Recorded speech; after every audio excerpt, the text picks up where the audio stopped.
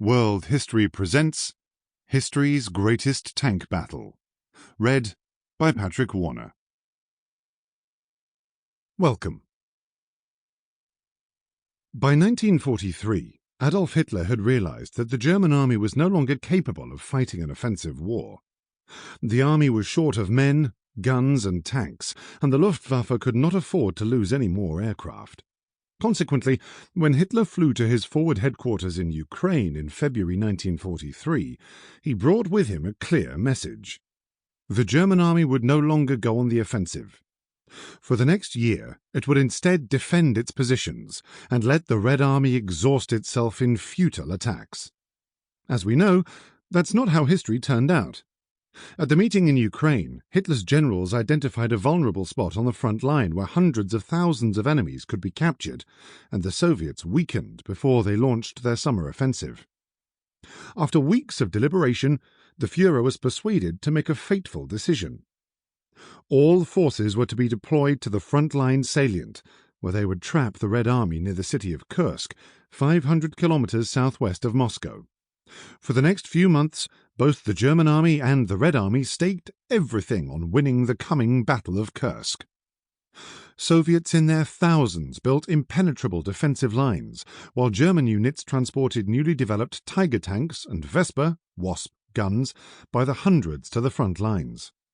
Finally, on the 5th of July 1943, Soviet artillery shattered the silence of the balmy Russian summer night.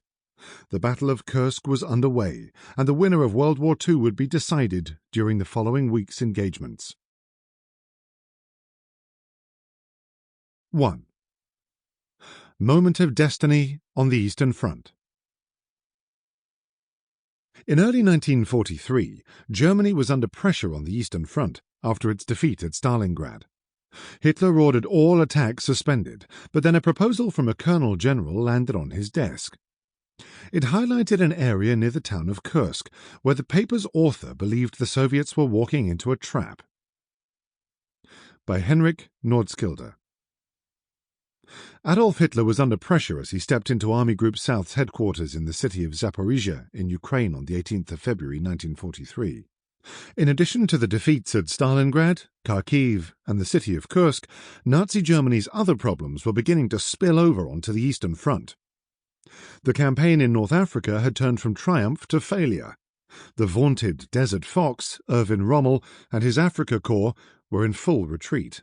The Allies were already on their way to take Tunisia, and when, not if, Africa fell, the Americans and British would probably attempt a landing in southern Europe via the Mediterranean. The threats were all too real, and for the leader of the Third Reich there was only one solution: halting all offensives in the Soviet Union. As he told his generals, this would allow him to release troops quickly from the Eastern Front to Italy and the Balkans should it become necessary over the course of the year.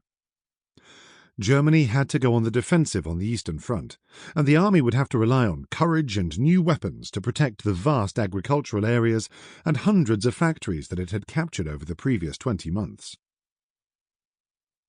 The decision was reinforced by the intensification of Allied bombing raids over Germany and the withdrawal of crucial Luftwaffe reserves from the Soviet Union to defend German cities. The armed forces no longer had the strength for another attack.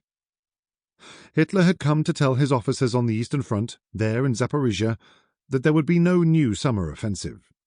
But by the time Hitler boarded his plane home a few hours later, his plans had changed.